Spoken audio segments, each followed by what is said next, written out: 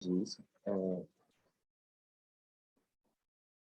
E aí eu vou começar me autodescrevendo, que é uma coisa que eu aprendi com a Dani, assim, venho aprendendo da importância dessa ação para acessibilidade, né? Eu sou Marcos Moreno, eu sou um homem de pele branca, cabelo curto, castanho, um pouco espetado, tenho sobrancelhas grossas, olhos castanhos, barba e bigode um pouco mais crespos e a boca grossa.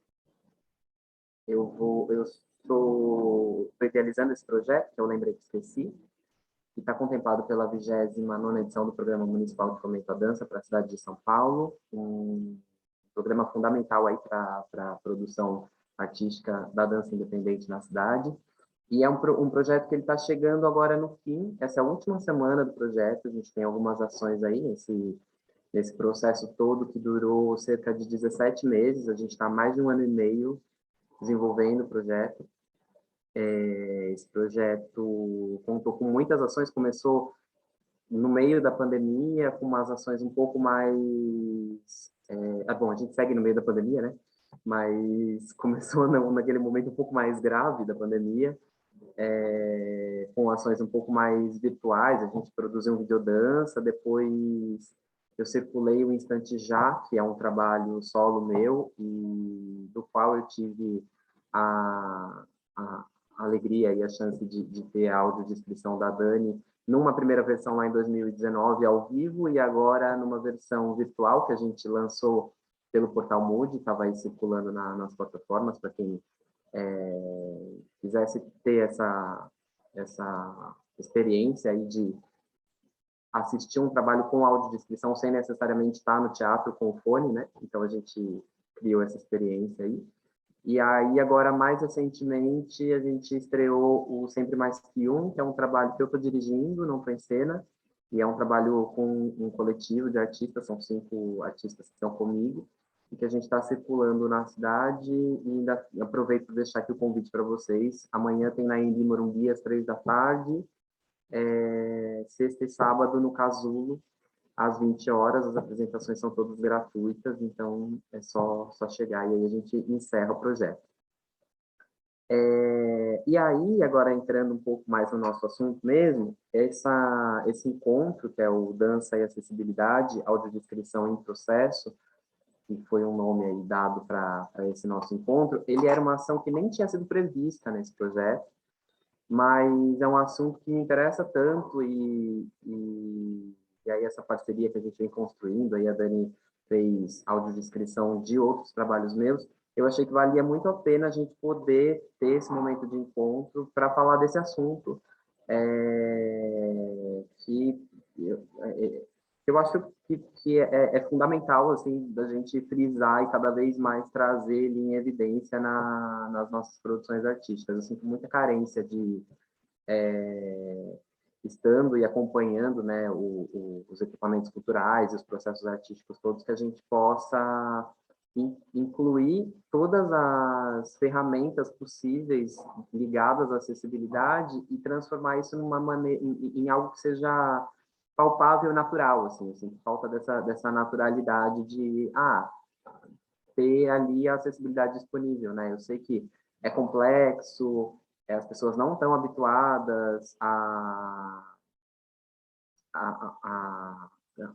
né, isso fica sempre parecendo que a acessibilidade, acho que a gente vai falar um pouco disso, Dani, que eu tenho essa impressão que a acessibilidade é sempre algo a ser solicitado, sabe? Quando eu penso muito numa possibilidade de que em algum momento a gente possa...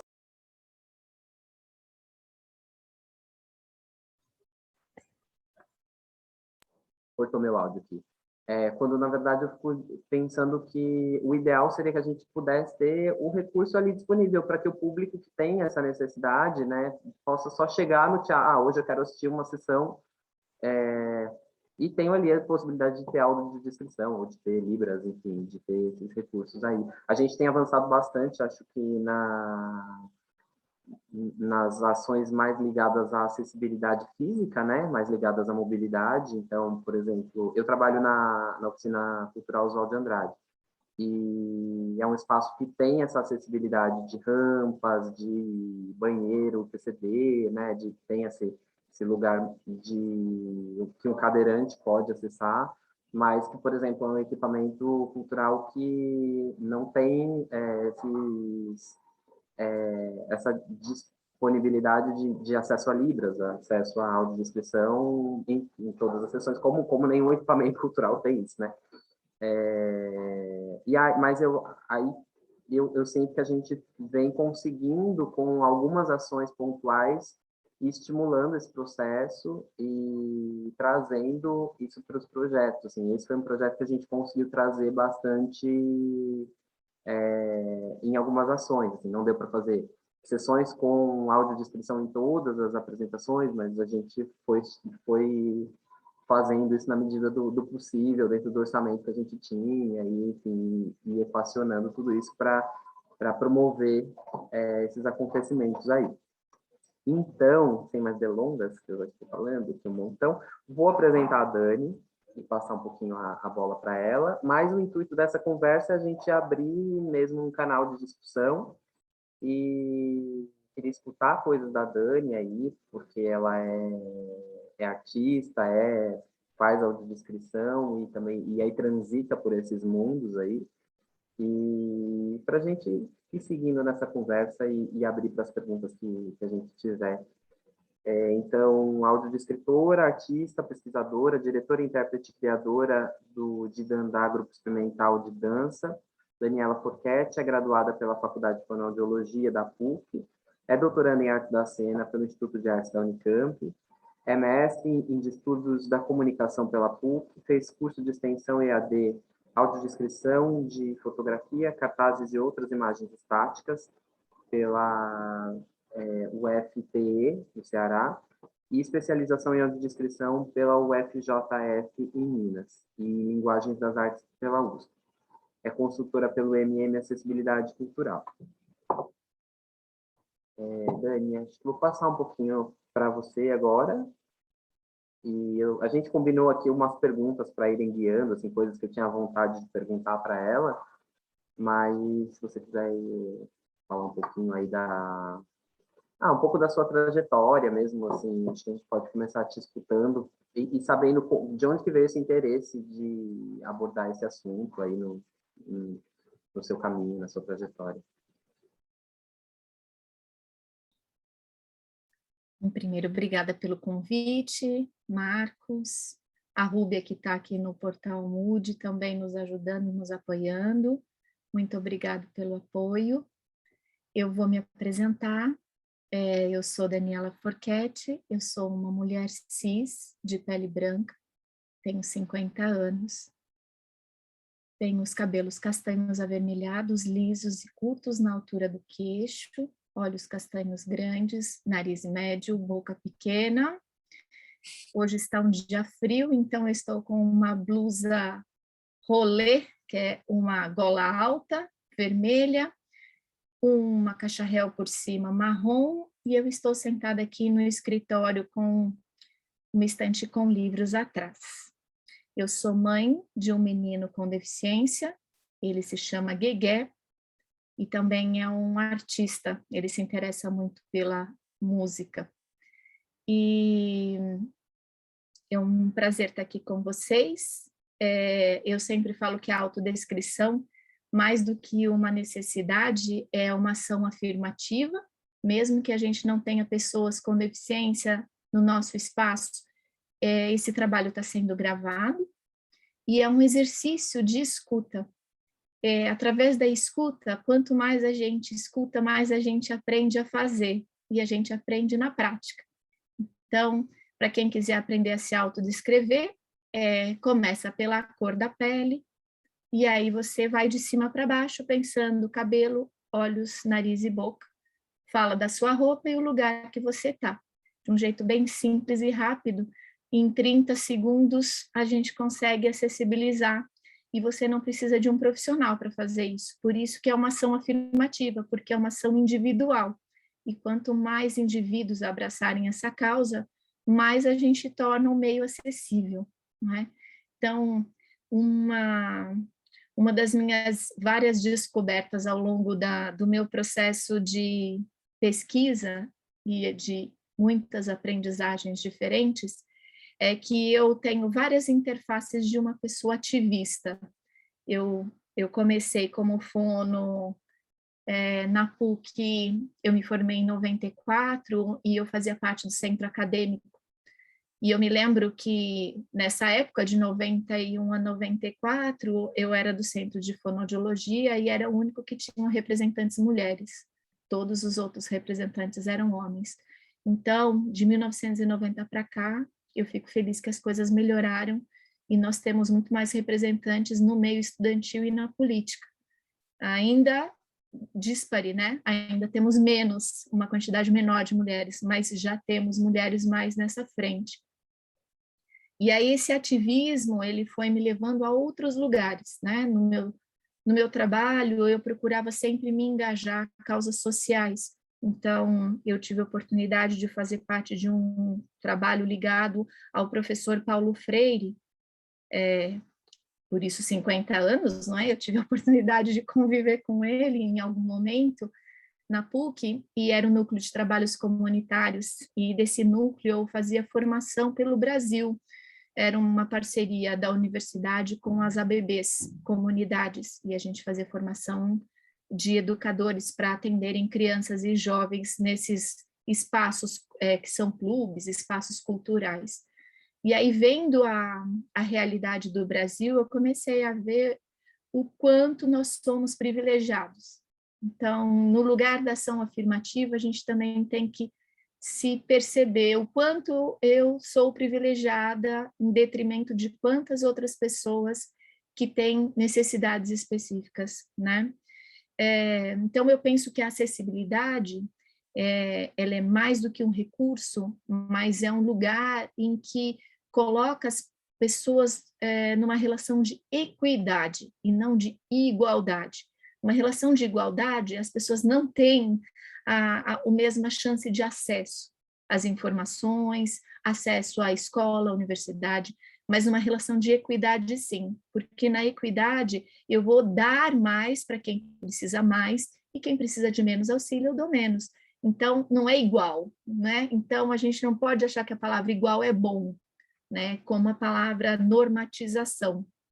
Quando eu crio uma norma, eu tenho gente fora da norma e dentro da norma. E eu posso falar para vocês que a maioria das pessoas que eu conheço são fora da norma.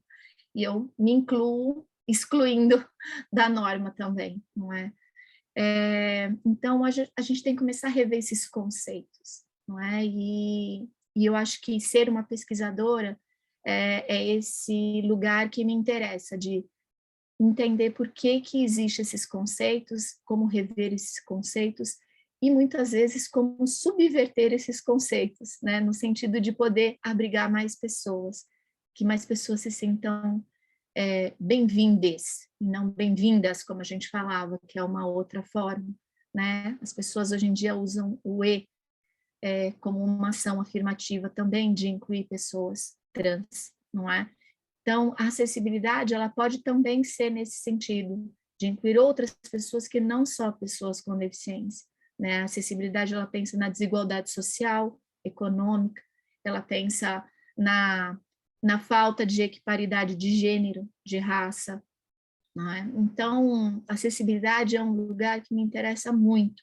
A gente pensa na rampa da Oswald de Andrade, com certeza a mãe com um bebezinho no carrinho vai passar junto com a cadeira de rodas. Então, que bom, todos nós fomos bebês e crianças. Se a gente pensasse nessa relação que somos e nos tornaremos um idoso, com certeza a rampa será bem-vinda para que a gente tenha um corrimão, para que a gente possa se apoiar também, para a gente poder frequentar um centro cultural.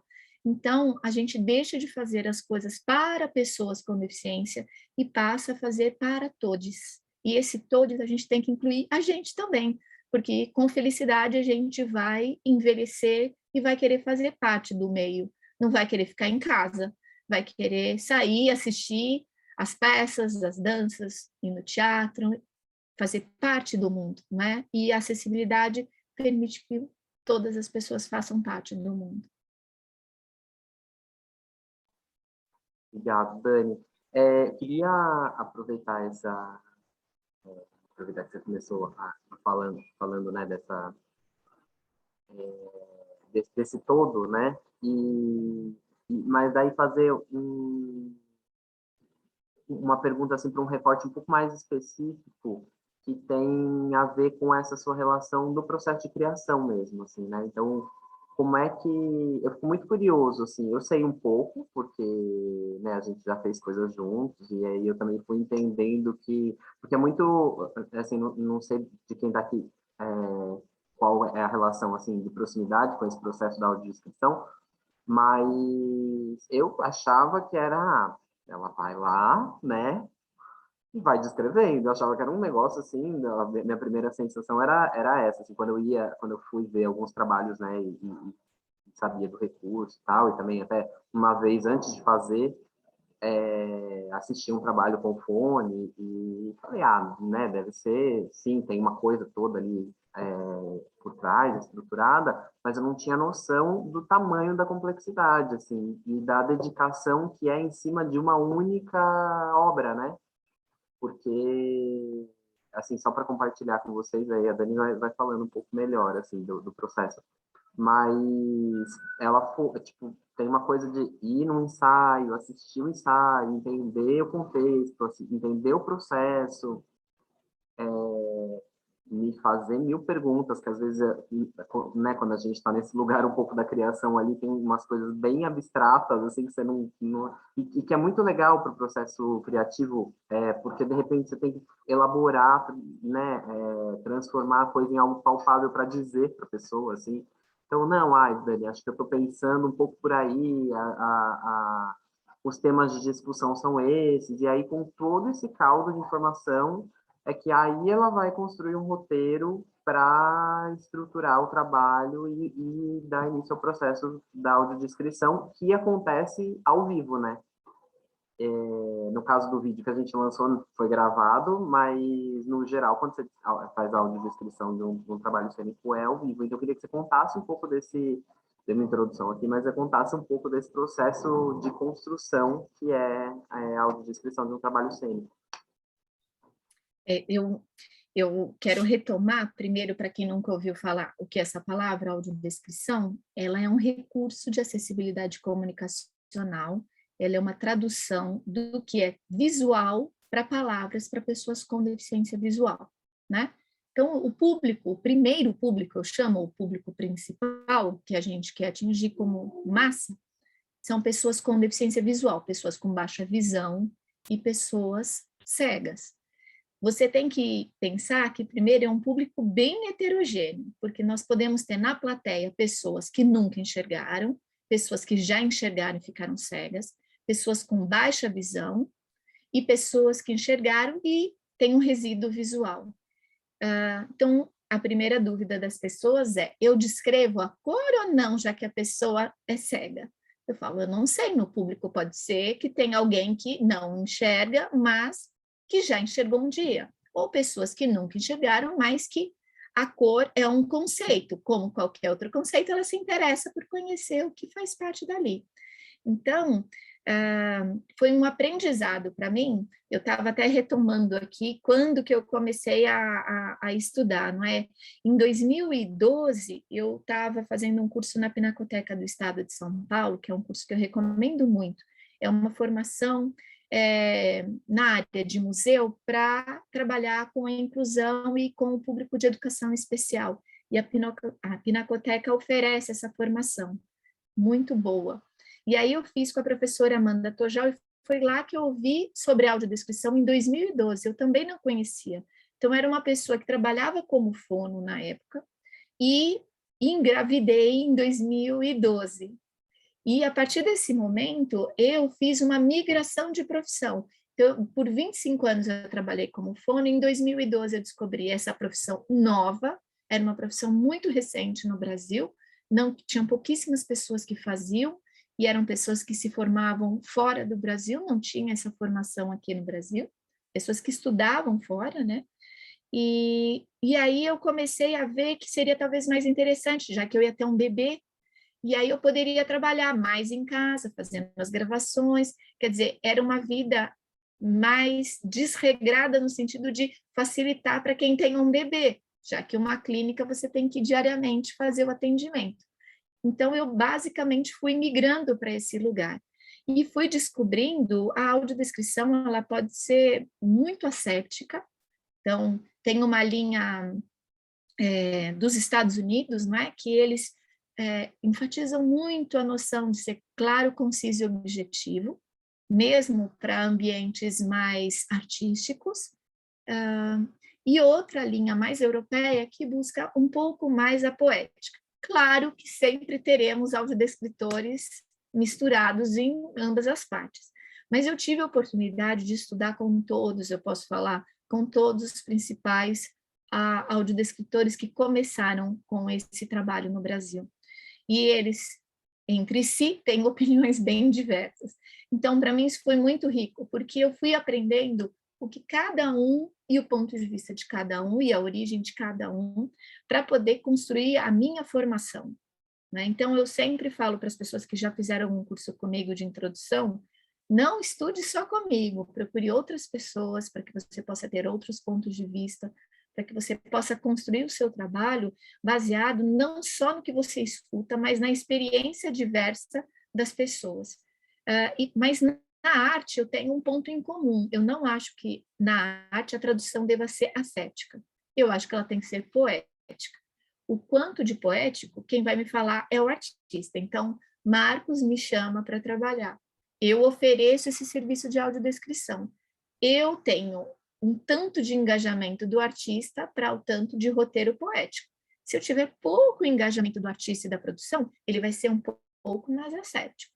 Se eu tiver muito engajamento do artista, ele vai ser um roteiro mais poético, porque isso eu tenho que respeitar porque é do artista, né? Então, eu também não posso forçar que seja um roteiro poético se o artista também não quer passar nenhuma tradução poética da criação dele.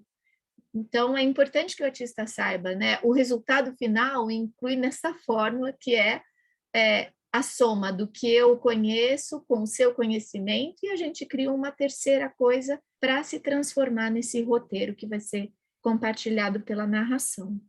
Então, eu tive a oportunidade, depois de conhecer esses lugares, e eu também tive a oportunidade, em 2013, de tanto fazer o meu curso de formação, o meu primeiro curso foi audiodescrição para teatro, então eu já queria ir para a área cultural, então eu também acho que quem vai fazer audiodescrição é uma profissão muito ampla.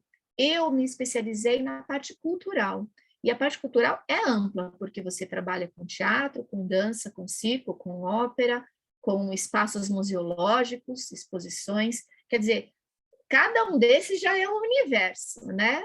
Então, você tem que estudar muito desses universos para você ter vocabulário, para você poder falar deles. Mas, para minha sorte, como eu sempre dancei, a dança sempre fez parte da minha vida, eu não fiz a faculdade de dança porque eu fui para fono, mas eu tive a oportunidade de dançar e ter uma formação em dança, eu fiz concomitante a formação no método Bertazzo, que é maravilhoso para quem quer aprender a fazer uma descrição do movimento, porque ele trabalha essencialmente com a anatomia do corpo. Então, eu já conheci a anatomia por conta da fono e também conheci a anatomia por conta dos movimentos que a minha formação é em Laban, né? Em dança moderna educativa. Então, a partir dessas combinações, é que eu comecei a construir a minha fórmula para fazer o meu roteiro em audiodescrição. E isso eu não tinha encontrado. Então, como que eu posso chamar? Esse é o diferencial do meu trabalho. E eu comecei a perceber que tem pouquíssimos artistas que se engajaram para fazer esse tipo de trabalho, ou mesmo se interessaram em abraçar esse trabalho com audiodescrição.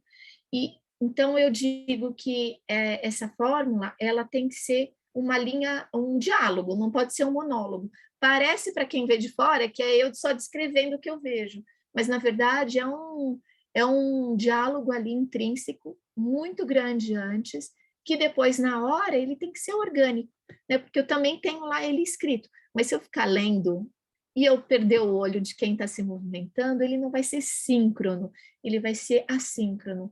Por isso que é importante que as pessoas não façam gravações de audiodescrição para eventos ao vivo, porque eu já vi isso acontecer. Aí você solta lá a sua gravação, tá rolando a gravação da audiodescrição do evento ao vivo, mas não é síncrono, porque sempre acontece alguma respiração, uma entrada, às vezes eu já vi descrever a pessoa de cor diferente, porque eram bailarinos de dias diferentes. Então, assim, esses cuidados a gente tem que ter. Então, às vezes, é melhor não oferecer audiodescrição do que oferecer uma audiodescrição gravada para o evento ao vivo e acontecer uma gafe dessa. Você está descrevendo uma pessoa de um jeito e ela é de outro, né? Eu estava pensando aqui agora, te escutando, como... Eu nunca tinha me dado conta disso, assim, mas para a gente trabalhar com práticas somáticas, né? E eu gosto muito desse processo de conduzir, né? De conduzir, de dar aula, e de conduzir muito pelos direcionamentos ósseos, por esse lugar do escaneamento corporal, né?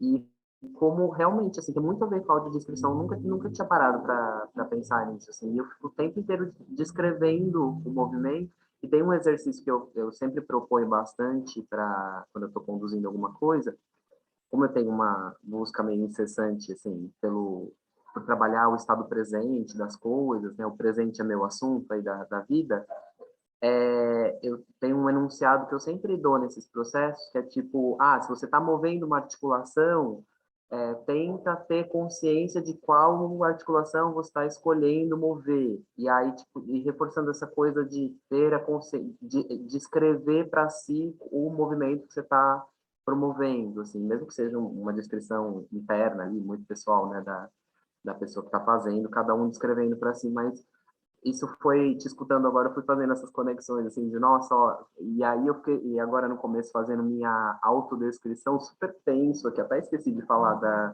da roupa, do fone, do fundo e tal, mas é uma coisa que tá muito mais, quando eu tô ali, né, na condução, tá muito mais próxima de mim, assim, e tem muito a ver com esse processo mesmo. Eu lembro, contar assim, de curiosidade para quem está aqui, acho que tem um pouco a ver até com aquilo que você falou, se puder falar disso, assim, né, do nosso trabalho juntos. Teve um episódio que eu chamei a Dani para fazer uma audiodescrição, e era até de outro trabalho, era da Flor da Lua, que é um solo mais antigo. E uma das apresentações foi no Instituto Laramara, que é um instituto, né, especificamente voltado aí para pessoas cegas e com baixa visão. E aí a gente, como a Flor da Lua é um trabalho que ele tem uma estética muito simples, assim, posso dançar ele em qualquer lugar, eu falo que é um trabalho de bolso, assim, eu posso levantar aqui agora e sair dançando. A gente tinha o espaço do próprio instituto, que era uma sala grande, estava muito cheio, assim, tinham muitas pessoas vendo, tinha umas 100 pessoas vendo, e era esse público muito específico, que provavelmente, se fosse ao teatro, ia pegar o fone, mas, como era dentro do instituto, a Dani me falou, e aí, se a gente fizesse com áudio aberto? Eu falei, como assim com áudio aberto? Tipo, eu faço no microfone, porque o público não tem necessidade de fone, né, já que todo mundo está aqui para isso, e a única diferença é que você vai escutar. E aquilo foi tão, assim, incrível, a experiência de viver aquilo, porque virou outro trabalho, obviamente, né? Porque tinha todo o trabalho, a construção e tudo que eu tinha planejado, né? Enquanto trabalho cênico, que ainda mais que era um trabalho que já existia, mas tinha essa camada da audiodescrição acontecendo ali, e aqui eu trabalho muito com improvisação cênica, então aquilo foi me afetando de um jeito muito especial para aquilo, assim, para aquele dia, para aquele momento, para aquele encontro, assim. E aí, aos poucos, eu ia dançando a audiodescrição, assim, né? Para além do que já, né, dos meus acordos prévios, do meu roteiro de ações ali, aquilo que ela me descrevia ia gerando um novo estímulo de movimento, e acho que a gente dançava junto, né? Que eu ia te devolvendo isso também. E foi uma experiência muito incrível, assim, de poder escutar escutar a descrição do meu próprio movimento. Marcos, Acho deixa eu muito... só fazer um comentário em cima disso. Você foi o único artista que abraçou essa experiência. Eu já trabalhei com vários outros artistas. Tirando o meu trabalho como artista da cena, que faço audiodescrição do meu movimento, você foi o único que abraçou. Então, eu quero te dizer que isso é um passo de coragem, porque as pessoas acham que a audiodescrição ela é como uma drag queen que chega num lugar. Ela toma o espaço da cena como se fosse maior que o artista. Então, um artista ele tem que ser muito imbuído do seu trabalho corporal, da sua noção corporal, da sua consciência corporal, porque senão ele é engolido por aquilo. E às vezes tem artista que fica preocupado se aquilo vai chamar mais atenção do que o próprio trabalho dele. Então, eu acho que primeiro um exercício assim de coragem, de humildade, no sentido de coexistir com aquela relação que é nova e que é diferente. Então, eu te dou os parabéns por você ter abraçado isso, porque é um exercício muito difícil. E eu sei que na plateia, para quem é vidente, às vezes é um exercício cansativo, porque a pessoa está ouvindo o que está vendo. Então, é uma imersão muito profunda, que as pessoas também não estão acostumadas. Então, 1 minuto ela escuta, 2, quando chega no 10 minutos, ela já cansou daquilo, né? Então, eu falo para as pessoas que quem está ouvindo ao vivo e cansou daquilo, fecha os olhos e vai para a pausa, né? Mas as pessoas não conseguem pausar a vista, elas têm que ficar olhando para confirmar, para ver se o que eu estou falando é o que você está fazendo. Isso é muito do vidente, né? A gente não precisa disso, é uma outra experiência estética. Então, foi muito bom você ter falado disso, porque é uma construção estética nova, e a gente precisa de mais pesquisadores experimentando isso, escrevendo sobre isso, falando sobre isso, para desmistificar, para mostrar que, do mesmo jeito que tem um intérprete de Libras que fica ali em todo momento aparecendo e ninguém mais observa, né? Ele passa desapercebido, é para quem precisa aquele recurso, a audiodescrição também deveria ser escutada, e ela ser escutada para quem precisa e para quem está interessado. Ser menos, assim, grande e no sentido de mais orgânica, mais natural nos espaços, né? Então, parabéns. Ah, imagina, te agradeço muito. Te agradeço por ter proporcionado essa oportunidade. Então, uma coisa assim que eu jamais imaginaria. E aí, quando você fez a proposição, eu falei, lógico, né? Tipo, que bom, vamos experimentar isso. E é curioso, porque eu penso muito a criação, quando você falou em coexistência, eu penso muito as camadas, sabe? Assim, do aquilo que está na cena. Então, para mim, tudo é importante, assim, a dança, ela acontece naquele espaço, mas o espaço tem sua importância, tem a luz tem sua importância, a trilha, então são camadas, assim, sem hierarquia. E aí, quando veio a audiodescrição, nesse caso, que era parte da cena também, porque ela estava aberta ali para quem quisesse escutar, inclusive para mim, eu encarei como mais essa camada da criação, assim. E aí queria aproveitar, já que a gente falou disso, para perguntar como é isso no seu trabalho, assim, que acho que é legal de quem está aqui escutar, como é que você faz essa transição, assim, né, disso que você vem pesquisando aí enquanto artista mesmo, e de transformar o lugar da audiodescrição em arte também. Como dão esses processos? Eu sei também que você está aí firme no doutorado, falando desse tanto de coisa, então queria escutar um pouco sobre isso. Sim. Primeiro, assim, eu queria agradecer a todos os artistas que me abraçaram, porque, assim, exige um grau de generosidade grande um artista trabalhar com outro artista. É diferente de você trabalhar com alguém que é de uma produção e técnico, né? Um técnico que está ali para prestar um serviço para você. E outra coisa é um outro artista que dialoga, que tem um vocabulário, que quer compreender a sua cena, que quer compreender a sua construção, como foi o seu percurso.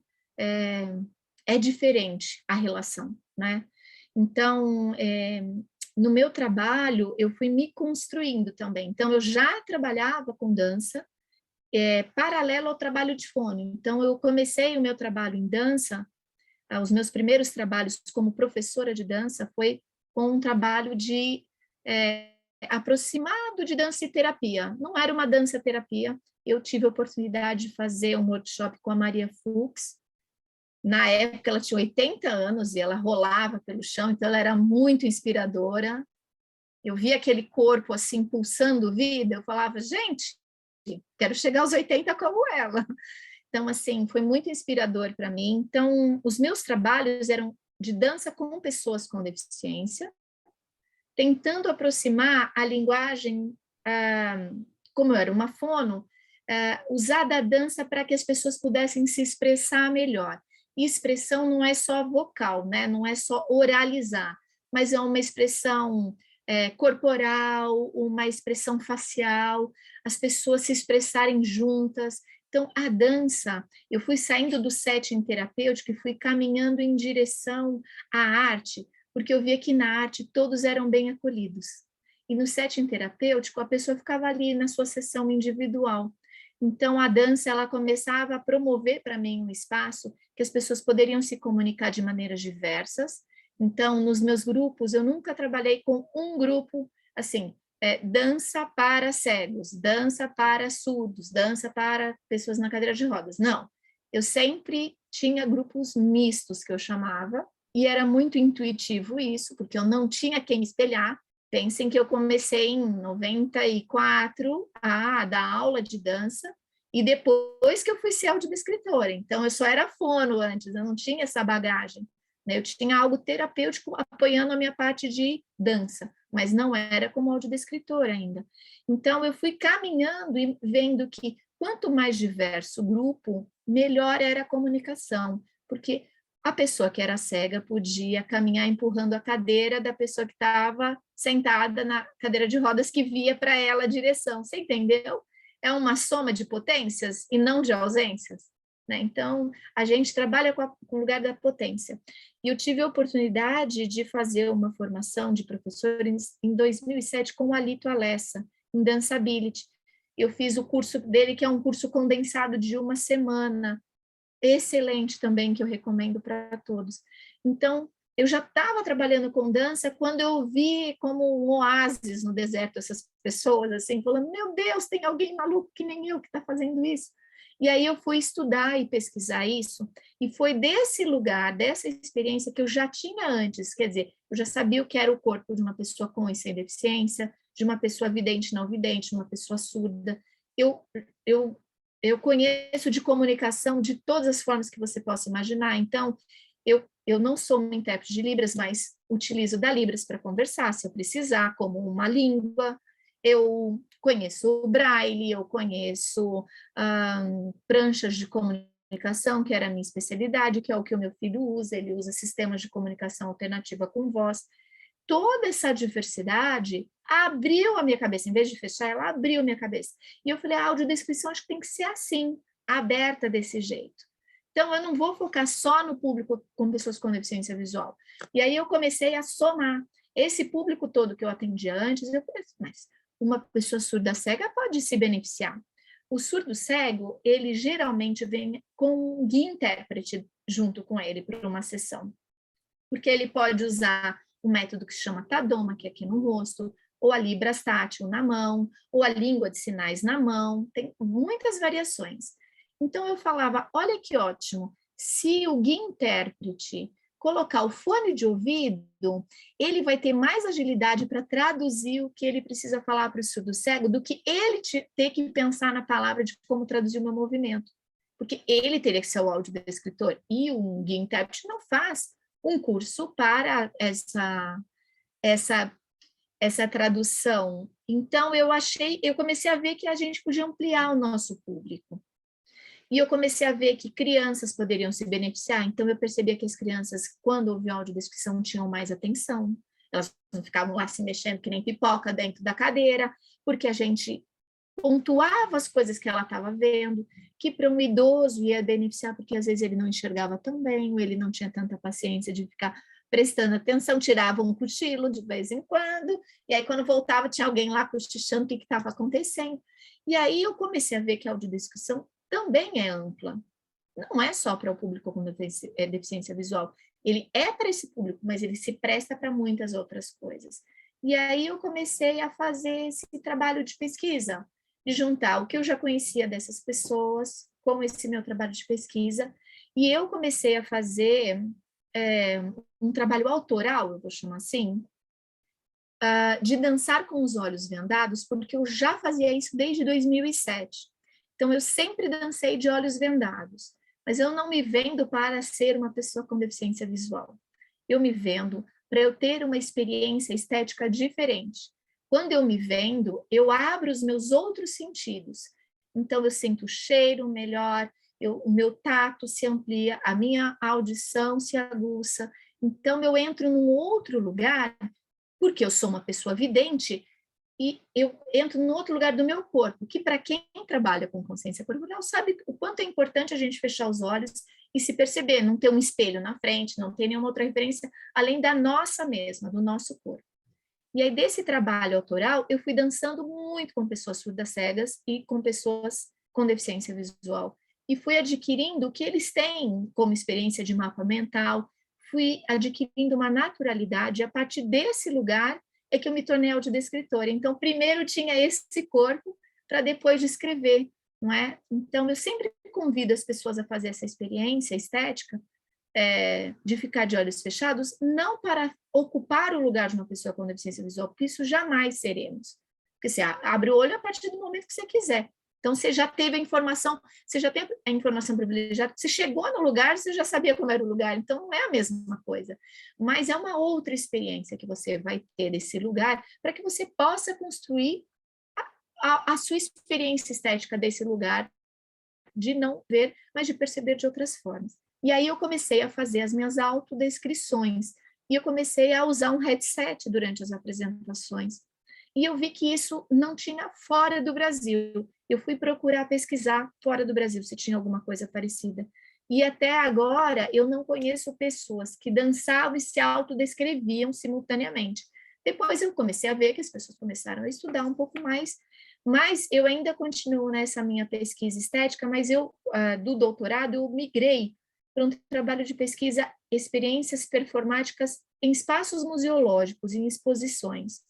Então, eu faço um trabalho de pesquisa que eu vou num espaço, faço uma experiência visual, porque não tem como, não é? Entro nesse espaço estético, vejo o que tem dentro e fora do espaço expositivo. Então, dentro do museu tem as obras, mas em torno do museu tem uma outra relação estética. Então, eu procuro entrar em contato com o que tem dentro e o que tem fora daquele espaço expositivo.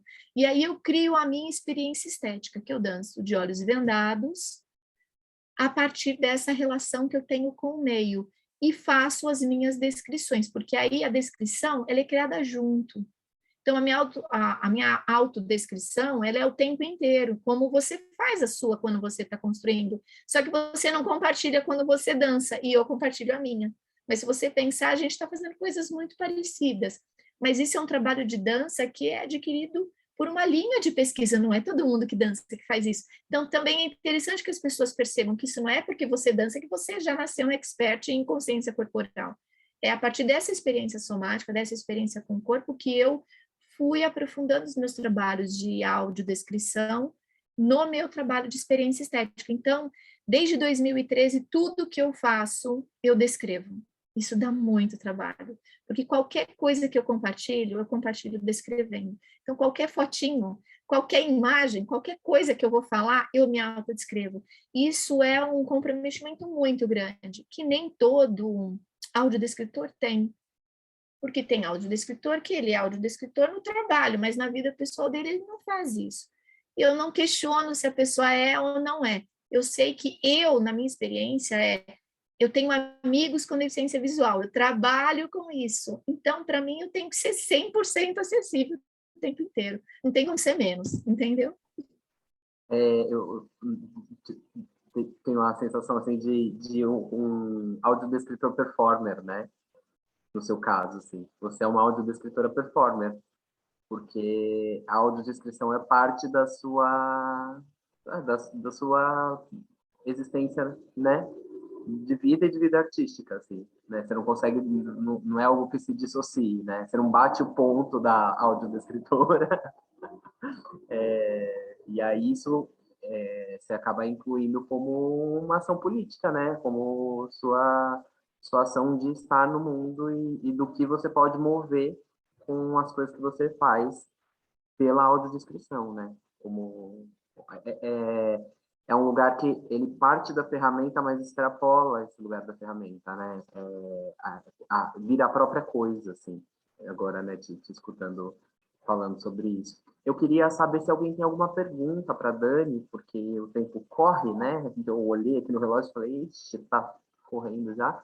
Então, só para a gente aproveitar esse momento, e aí se alguém tiver alguma pergunta, quiser falar, ou se quiser escrever também no chat, a gente aproveita aqui.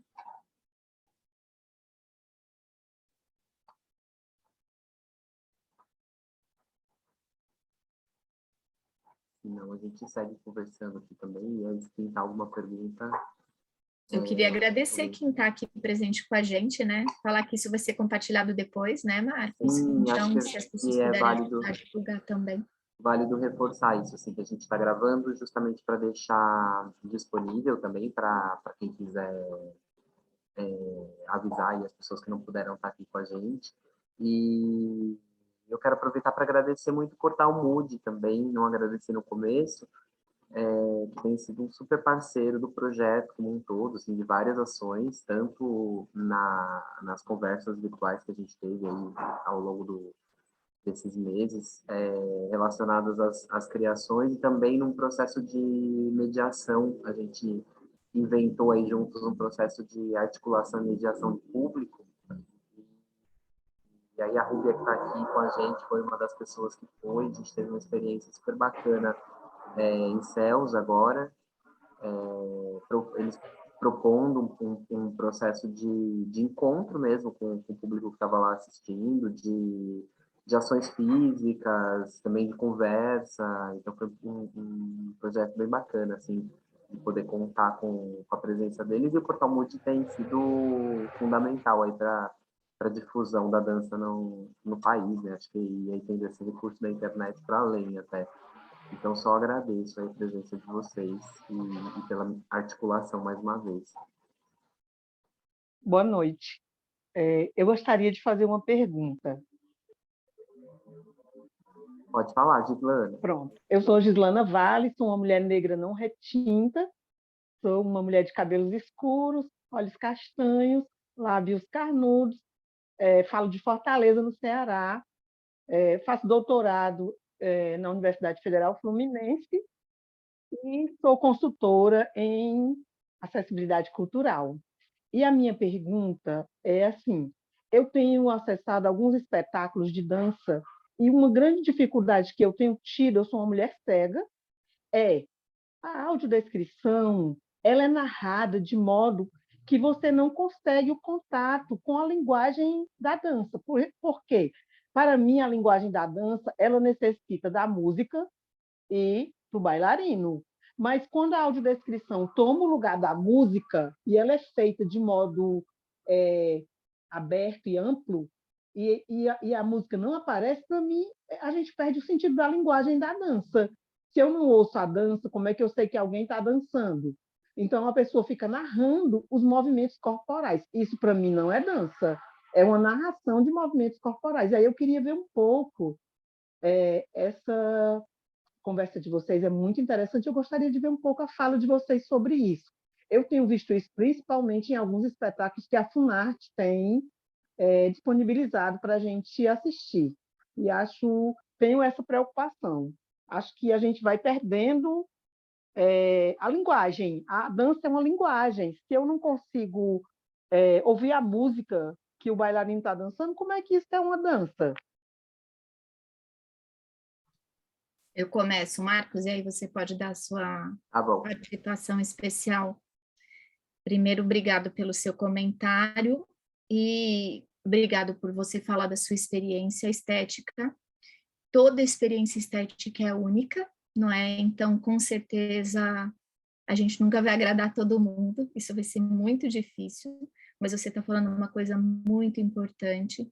Não é porque, por exemplo, o espetáculo do Marcos, ele tem vários momentos de silêncio, ele tem momentos de pausa, ele tem momentos em que ele faz os movimentos que se repetem. Então, eu não tenho necessidade de preencher todo o momento com a minha fala, não é?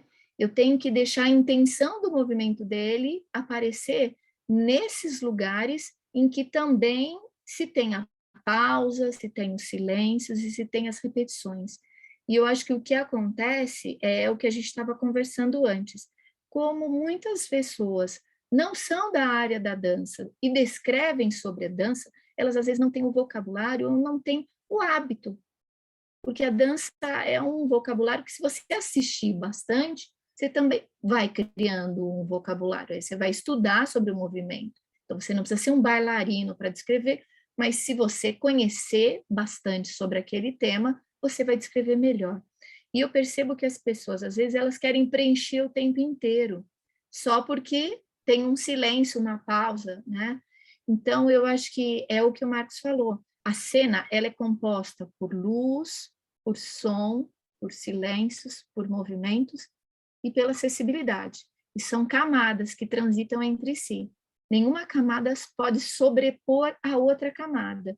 E em algum momento, se esse diálogo está truncado, a experiência estética também vai truncada, seja pela ausência de informação e seja pelo excesso de informação. Se você quiser falar alguma coisa?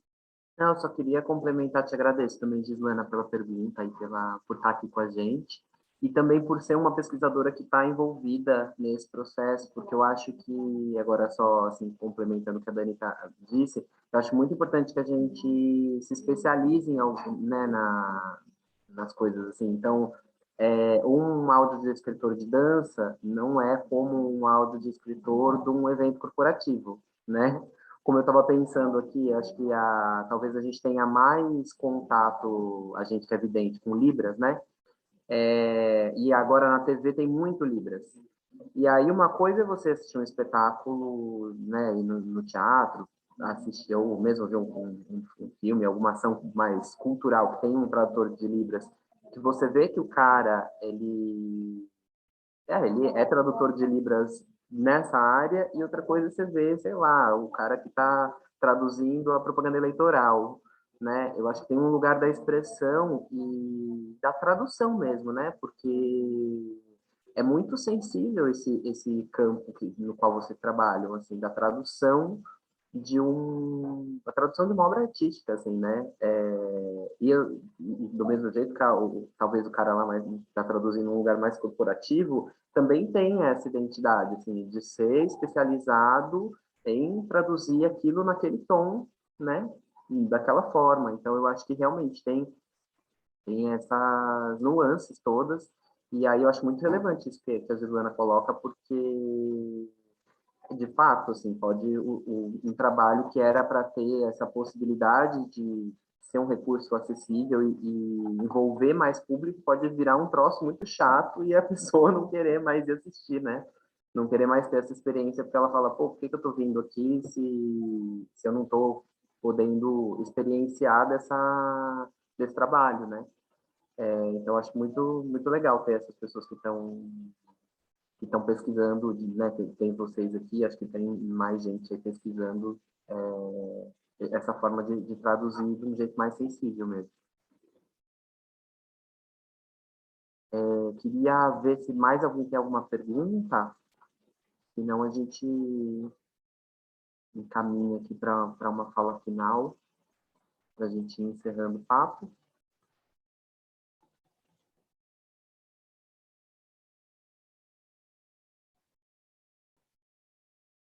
Então, Dani, queria te agradecer mais uma vez. Queria te perguntar como é que, assim, para ter essa fala final, assim, como é que você falou um pouco do seu processo artístico aí, né, desse trabalho de se audiodescrever em movimento, e estou super curioso para ver. Eu sei que a gente vai ver um pouquinho na Oswald no fim de setembro, dentro do evento que a Unicamp vai promover. Então, já deixo aqui o convite para as pessoas se antenarem aí, que em breve tem a divulgação disso. Mas eu queria que você, se você pudesse aproveitar esse fechamento assim, para comentar como é que você imagina esse percurso criativo, assim, para onde você está querendo levar esse trabalho. Eu sei que uma pesquisa é sempre bem aberta, né, e os processos vão acontecendo, mas se você tem aí um desejo de para onde caminhar com isso, e também do que mais você queira falar aí para a gente, porque eu sei que o que a gente aproveitou desse papo aqui foi meio para pincelar algumas coisas e também, né, acender essa chama aí de poder se interessar um pouco mais por esse assunto, então até para a gente seguir conversando posteriormente e as pessoas irem procurando, puder falar um pouquinho. Você sabe que depois da pandemia, ou estamos ainda na pandemia, não é, como você falou, a minha pesquisa de movimento, ela começou com as pessoas surdas cegas tocando o meu corpo, e elas ouviam a minha descrição. E por conta da pandemia a gente não pôde fazer isso. E no meu trabalho de pesquisa, de doutorado, infelizmente as pessoas não tiveram essa forma de fruição da arte. Nesses meus trabalhos, a pessoa não só ouve a audiodescrição, mas ela também tem a possibilidade de sentir o meu corpo em movimento. Então, é mais uma camada de informação, principalmente para pessoas com deficiência visual total. Muitas gostam de ter o tato como a via privilegiada de informação, inclusive como a principal experiência estética, né? É a que dá mais prazer, porque cada um tem um prazer de alguma forma, alguns de escutando, outros de vendo e alguns de sentindo, né? Tem o senhor Aldo, que é do Museu Tátil, que eu estudei lá na Itália, que a minha pesquisa foi toda feita em museus na Itália. Ele falava que você não toca uma obra, você acaricia uma obra. Então, é uma relação afetiva. Então, esse afeto eu deixei de poder compartilhar com as pessoas. Então, eu espero que eu possa, a partir do momento que a gente possa voltar a se tocar de novo, de voltar a essa experiência estética e de fruir a arte também através do toque no meu corpo, né? Para que as pessoas possam não só me ouvir, mas possam sentir o meu corpo em movimento. Espero que isso melhore para todos, não só para a minha pesquisa, não é? E eu queria deixar 2 convites. Eu tive a felicidade de ser contemplada para fazer parte do Festival Ver Ouvindo, que é um festival de audiodescrição que compartilha curtas de audiodescrição, e durante a pandemia eu fiz um curta, um videodança, na verdade, com a minha família. Nós estávamos todos isolados aqui em Campinas e fomos gravar na mata de Joaquim Egídio, eu, meu filho e meu marido. Eles fizeram a trilha sonora e eu dancei, e esse curta ele vai fazer parte dessa mostra competitiva do Festival Ver Ouvindo, que é um festival ao vivo em Recife, que vai retomar a parte presencial, mas que vai ter esse compartilhamento online também. Então, se as pessoas puderem, se chama Lá no Quintal de Joaquim, é um trabalho de pesquisa meu voltado para crianças. Então, é outra experiência estética. Como eu posso compartilhar a audiodescrição numa linguagem para crianças e jovens? Uma nova forma de experimentar também a audiodescrição. E convidar para o Festival Sem Barreiras, que eu recebi hoje a notícia de que o meu grupo de Dandá, ele foi contemplado. Então, o 3º Festival Sem Barreiras vai ser em São Paulo, no Parque Augusta, que eu nunca dancei. Eu vou aproveitar esse lugar novo, que abriu um lugar lindo. Vai ser no final de setembro, então vão ter alguns grupos se apresentando, de música, de teatro, e o meu grupo de Dandá vai estar lá se apresentando. Então, quem quiser conhecer esse trabalho ao vivo, vai ter essa experiência, ou online, com o Festival Ver Ouvindo. É isso. Obrigado, viu, Marquinhos, pela generosidade e os convites de sempre. Imagina, eu que agradeço demais, aí agradeço a presença de vocês nessa noite fria. Eu sei que a gente está dentro dos lugares, mas está frio hoje, né? Quero agradecer demais aí, assim, mais uma vez, Dani, ter topado conversar, contar um pouquinho aí da sua experiência. Acho que é muito rico sempre ouvir e fortalecendo esses lugares de assuntos como esse. E, bom, convido vocês também para seguirem a gente nas redes sociais, no Instagram, que é Marcos Moreno _Danca. Lá tem bastante coisa desse projeto e de outras coisas também que eu vou compartilhando. E é isso, fica o convite. Se vocês puderem compartilhar, depois dessa live ela vai estar disponível no YouTube do Portal Mood. Eu não sei também se alguém, se todo mundo que está aqui chegou a ver o instante já com a versão de descrição, ficou disponível no Portal Mood até ontem, mas se quem não tiver conseguido ver também pode entrar em contato com a gente. O vídeo deve seguir disponível em breve também, tá bom? E vamos nessa, vamos seguir fazendo aí, dançando em todos os cantos, para todas as pessoas. Obrigado, gente. Boa noite. Boa noite. Ela